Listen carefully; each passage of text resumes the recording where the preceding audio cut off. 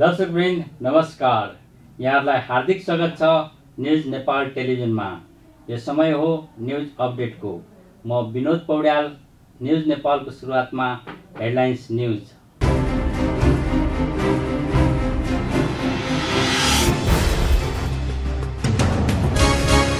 Corona भाइरसको संक्रमण बढेसँगै निको हुनेको संख्या पनि थपिँदै पछिल्लो 24 घण्टामा थप 312 जना उपचारपछि निको भएर घर फिर्ता।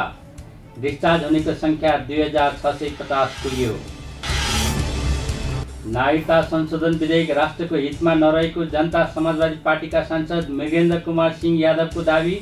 नेपाल भारत बीचको रोटीबेटीको सम्बन्ध बिगार्न नहुनेमा जोड।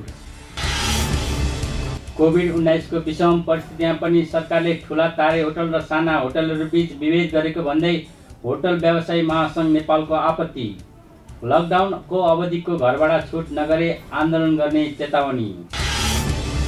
लकडाउनको कारण रोकिएको ललितपुरको रातो मच्छिन्द्रनाथको रथ निर्माण सुरु।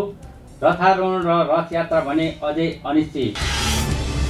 रुकुमको चौरजहारी नगरपालिका 8 सोतीमा भएको घटनाका दोषीलाई उन्मुक्ति दिन नहुने भन्दै संयुक्त राजनीतिक दलित संघर्ष समितिको खबरदारी। काठमाडौँमा दिउँसै लालटुन जुलुस। र सवारी लाइसेन्स वितरण प्रणाली व्यवस्थित गर्न सांसदको विकास समितिद्वारा निर्देशन। सार्वजनिक सवारी साधन सञ्चालनका लागि सरकारवालासँग छलफल गरिरहेको यातायात व्यवस्था विभागको भनाई।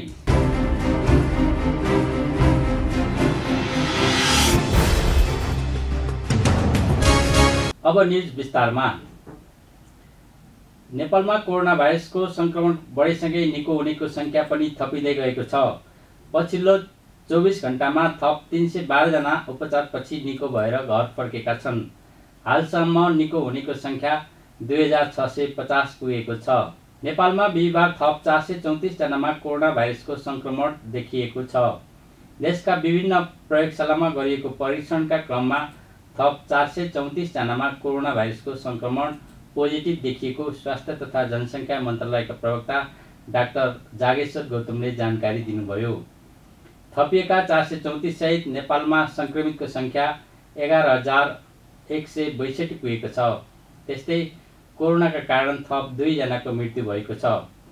पोखरा स्वास्थ्य विज्ञान प्रतिष्ठानको शिक्षण अस्पताल र पाटना अस्पतालमा उपचाररत 2 जना कोरोना संक्रमितको उपचारको क्रममा मृत्यु भएको प्रवक्ता गौतमले बताउनुभयो। प्रादेशिक अस्पताल प्रयोगशालामा बैतडीका 1 पुरुष, बझाङका 2 पुरुष, बाँकेका 1 पुरुष, दैलेखका 1 महिला र 17 पुरुष, दार्चुलाका 1 पुरुष, धादिङ, इलाम, जुम्ला, कैलालीका 1 पुरुष, कालीकोटका 1 महिला र 2 पुरुष, कास्कीका 1 पुरुष, लमजुङका 1 पुरुष र सल्यानका 1 पुरुष, सुर्खेतका 13 पुरुष हुनुहुन्छ। कर्णाली स्वास्थ्य विज्ञान प्रतिष्ठान जुम्ला प्रयोगशालामा बैतडीका 1 पुरुष, बाजुराका 4 पुरुष, बाँकेका 3 पुरुष, दैलेखका 1 महिला, दाङका 1 पुरुष, धादिङका 1 पुरुष, गोर्खाका 2 पुरुष, गुल्मीका 1 पुरुष, इलामका 1 पुरुष, जुम्लाका 1 पुरुष, कञ्चनपुरका 1 पुरुष, खोटाङका 1 पुरुष, लमजुङका 1 पुरुष, ओखलढुङ्गाका 2 पुरुष, पाल्पाका 1 पुरुष, रामेछापका 2 पुरुष र ताप्लेजुङका 3 पुरुष हुनुहुन्छ। आजको जम्मा महिला 48 र पुरुष 386 गरी जम्मा 434 जना संक्रमित भेटिनु भएको छ र हालसम्म कुल महिला 1142, पुरुष 10020 गरी जम्मा 11162 जना संक्रमित हुनुहुन्छ। र बागमती प्रदेशको रसुवा जिल्ला बाहेक 76 जिल्लामै कोभिड-19 संक्रमित भेटिनु भएको छ र आज 2 जना संक्रमित व्यक्तिहरूको मृत्यु भएको छ। त्यसमध्ये स्याङ्जा जिल्ला आँधीखोला 1 ठेगाना भएका मधुमेह तथा श्वास प्रश्वासमा कठिनाई भई फेवा सिटी अस्पताल पोखरामा उपचारका लागि भर्ना भएको, कोभिड-19 पोजिटिभ भएपछि 2077 साल असार 8 गते पोखरा स्वास्थ्य विज्ञान प्रतिष्ठानमा रेफर भई आइसियुमा भेन्टिलेटरमा राखी उपचार हुँदाहुँदै असार 10 गते राति 11:35 मृत्यु भएको छ। अर्को महालक्ष्मी 5 ललितपुर ठेगाना भएका 5 महिना अघि मानव अङ्ग प्रत्यारोपण केन्द्र भक्तपुरमा मृगौला प्रत्यारोपण भएका, कोखो दुखेका कारण पुनः सोही अस्पताल गएको, पस फर्मेसन भएकोले अस्पताल भर्ना हुनुपर्ने भएपछि नर्भिक अस्पतालमा भर्ना भएको, कोभिड-19 पोजिटिभ भएपछि पाटन अस्पताल रिफर भएको र 2077 असार 11 गते बिहान 5 बजे पाटन स्वास्थ्य विज्ञान प्रतिष्ठान ललितपुर पाटन अस्पतालको आइसियुमा भेन्टिलेटरमा उपचार हुँदाहुँदै मृत्यु भएको।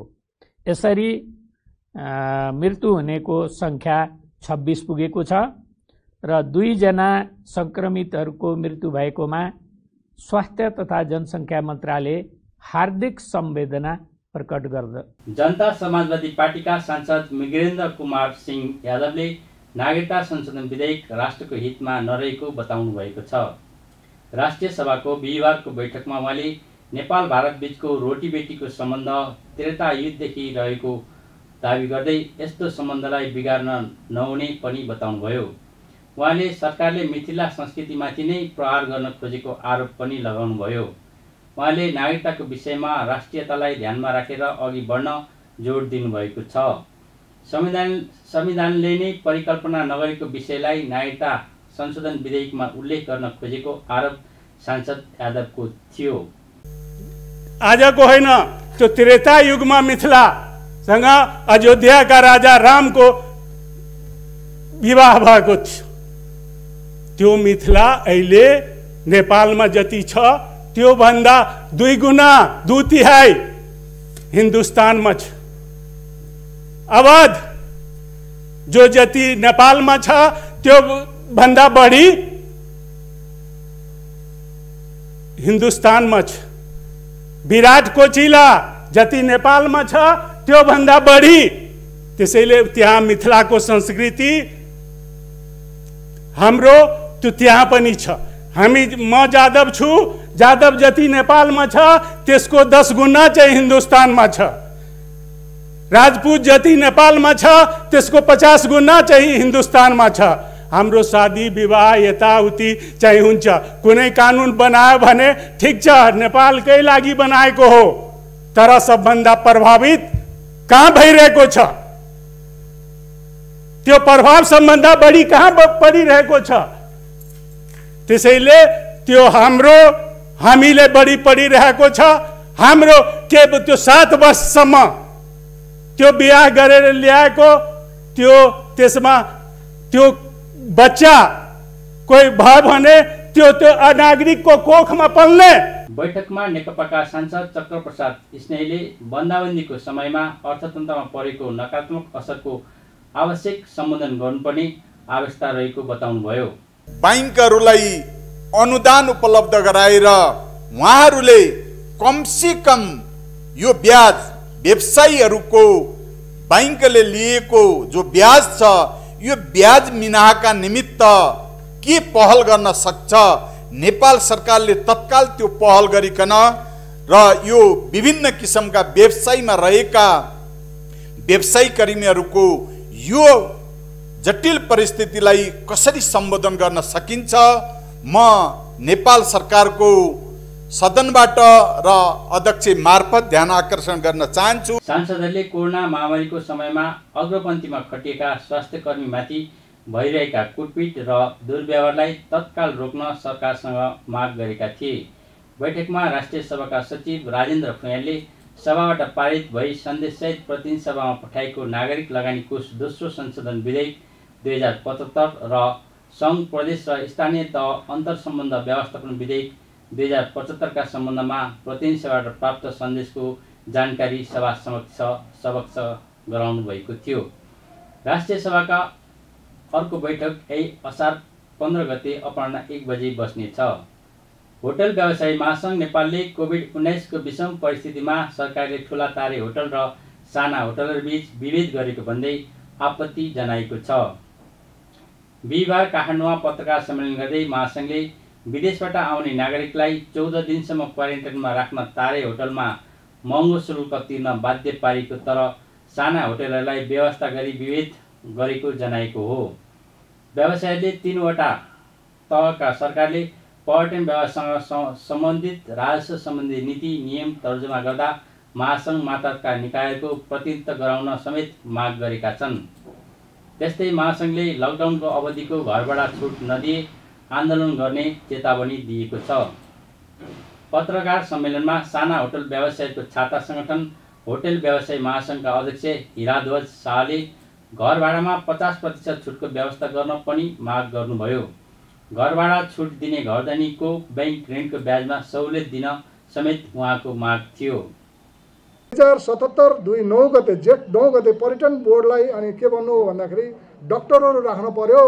अनि त्यसपछि भनौँ हाम्रो तारे होटलहरूले एउटा प्रेस विज्ञप्ति जारी गरेर 2077 असोज मसान्तसम्म होटलहरू एज ए होल हाम्रा होटलहरू बन्द हुन्छन् भनेर एउटा प्रेस विज्ञप्ति हामी जारी गरे। त्यसपछि हामीलाई अनि पर्यटन बोर्डबाट बोलाउनु भयो। अनि बोलाइसकेपछि हामीलाई यो ठुल्ठुला होटलहरूले हामीलाई असहयोग भयो।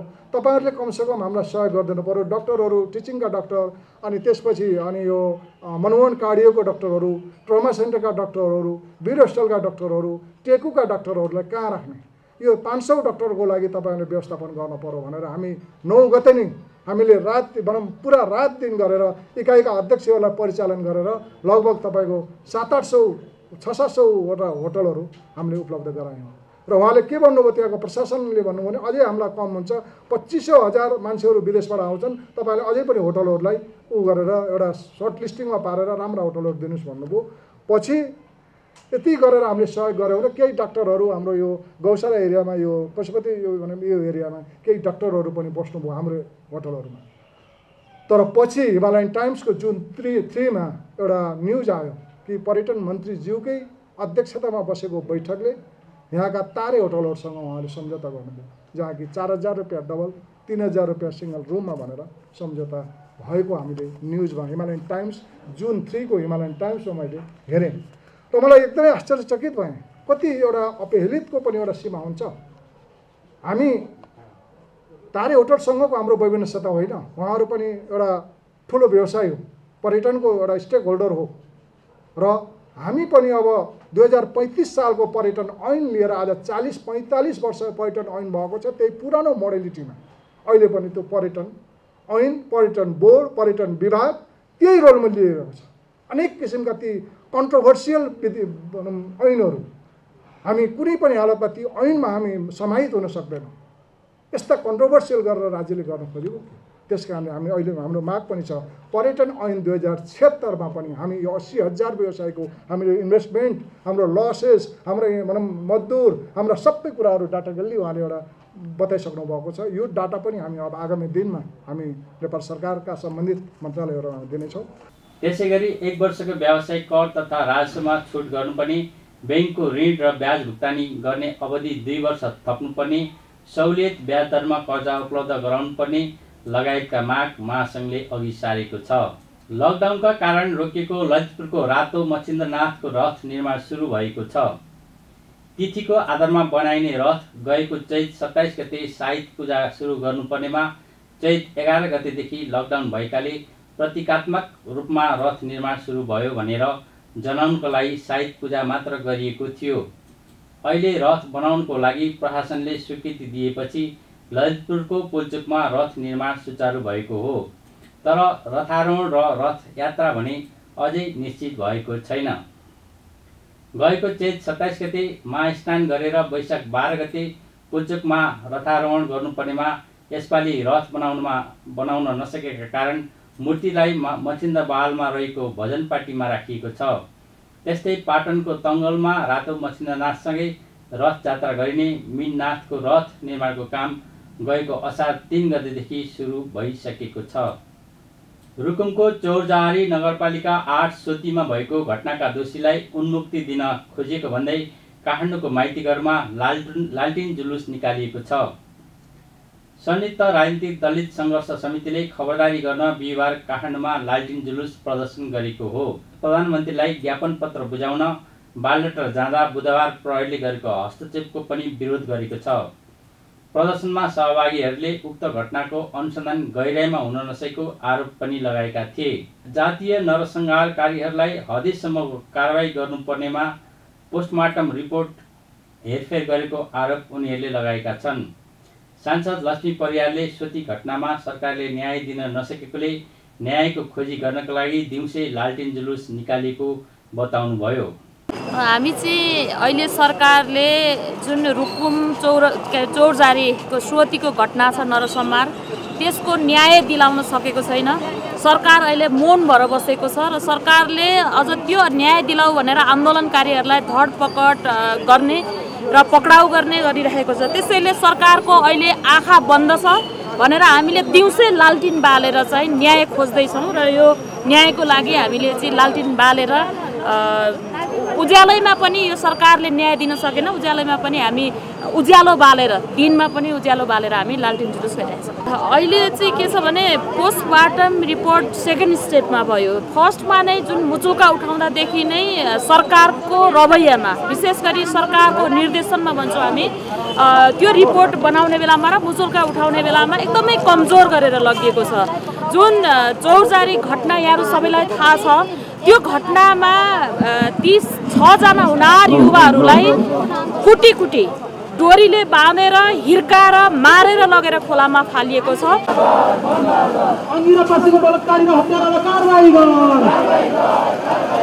गैर दलित प्रेमिकालाई भगाएर बिहे गर्न जाजरकोटबाट रुकुम पश्चिमको चौरजारी महानगरपालिका 8 सोती गएका नवराज विकस सहित 18 जनालाई कुटपिट गरेका थिए। त्यस क्रममा नवराज सहित 6 जनाको ज्यान गएको थियो।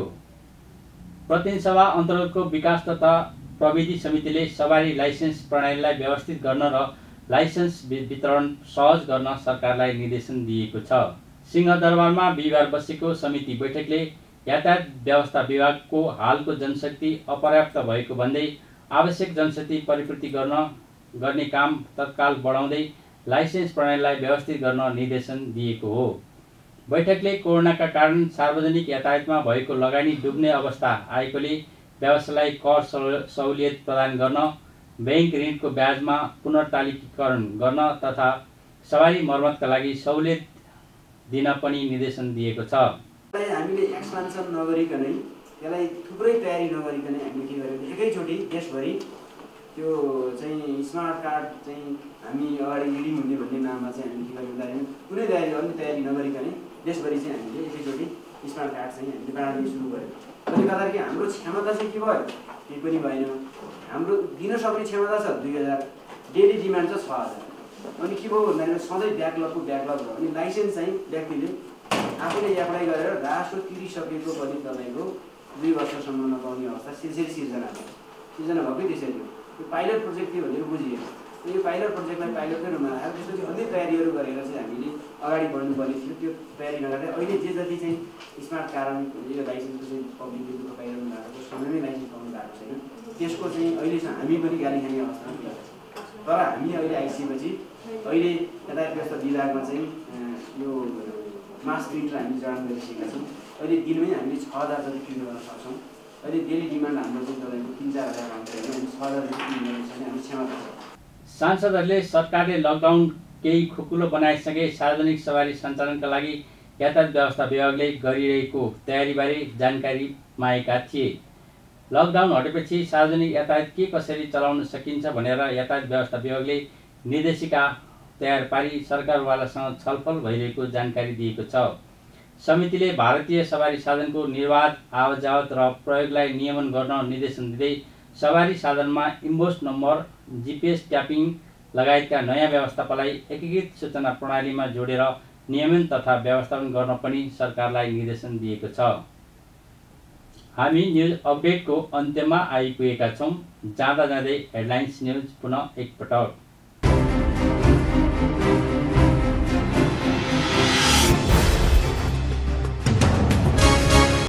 कोरोना भाइरसको संक्रमण बढेसँगै निको हुनेको संख्या पनि थपिँदै पछिल्लो 24 घण्टामा थप 312 जना उपचारपछि निको भएर घर फिर्ता। डिस्चार्ज हुनेको संख्या 2650 पुग्यो। नागरिकता संशोधन विधेयक राष्ट्रको हितमा नरहेको जनता समाजवादी पार्टीका सांसद मृगेन्द्र कुमार सिंह यादवको दावी। नेपाल भारत बीचको रोटीबेटीको सम्बन्ध बिगार्न नहुनेमा जोड। कोभिड-19 को विषम परिस्थितिमा पनि सरकारले ठुला तारे होटल र साना होटलहरू बीच विभेद गरेको भन्दै होटल व्यवसायी महासङ्घ नेपालको आपत्ति। लकडाउनको अवधिको घरबाट छुट नगरे आन्दोलन गर्ने चेतावनी। लकडाउनको कारण रोकिएको ललितपुरको रातो मच्छिन्द्रनाथको रथ निर्माण सुरु, रथारोहण र रथयात्रा भने अझै अनिश्चित। रुकुमको चौरजहारी नगरपालिका 8 सोतीमा भएको घटनाका दोषीलाई उन्मुक्ति दिन नहुने भन्दै संयुक्त राजनीतिक दलित सङ्घर्ष समितिको खबरदारी। काठमाडौँमा दिउँसै लालटेन जुलुस। र सवारी लाइसेन्स वितरण प्रणाली व्यवस्थित गर्न सांसदको विकास समितिद्वारा निर्देशन। सार्वजनिक सवारी साधन सञ्चालनका लागि सरकारवालासँग छलफल गरिरहेको यातायात व्यवस्था विभागको भनाइ।